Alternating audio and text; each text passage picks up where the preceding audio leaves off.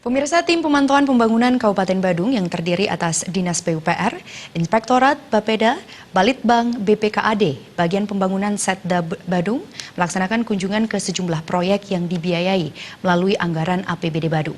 Tim hendak memastikan proyek-proyek tersebut rampung sesuai target.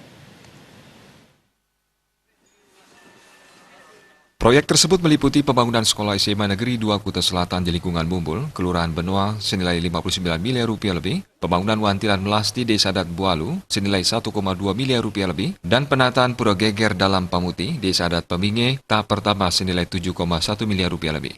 Selain mengunjungi 3 lokasi tersebut, tim juga sempat mengunjungi penataan lapangan Lagun yang tahun ini terkonsentrasi dalam penanaman rumput berkelas internasional.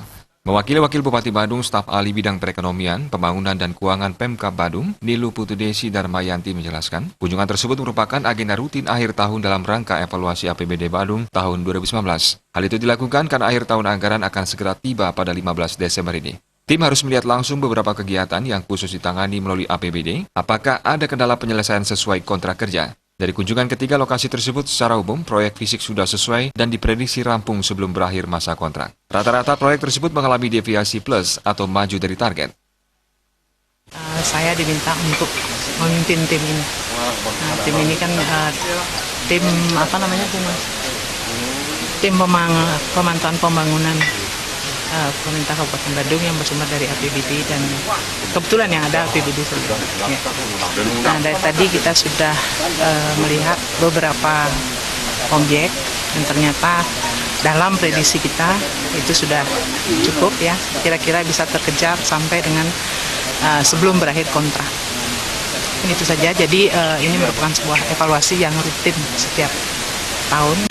Dari yang kita tinjau tadi semuanya rata-rata deviasi plus, artinya maju dari target, dan perkiraan kita per 15 ini walaupun ada tadi yang kontraknya sampai 19, kita yakini bahwa per 15 itu mereka bisa mengejar target sesuai dengan kontrak. Namun demikian hal-hal kecil yang mungkin memerlukan penyempurnaan kan masih ada.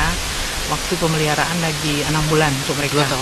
2 tahun ya? 2 tahun itu mungkin kalau terjadi kerusakan atau kekurangan akibat dari kesalahan teknis itu masih menjadi tanggungan rekanan yang mendapatkan pekerjaan. Rampungnya proyek tersebut diharapkan segala keperluan terkait hal tersebut bisa terfasilitasi. Seperti rampungnya sekolah SMA Negeri 2 Kuta Selatan, diharapkan itu bisa memfasilitasi kebutuhan sekolah SMA Negeri di Kutsal pada tahun 2020. Begitu juga halnya dengan pembangunan Wantilan dan penataan pura. Hal itu diharapkan bisa meningkatkan kesejahteraan masyarakat dalam pelaksanaan upacara keagamaan. Indra Wijaya, Bali TV.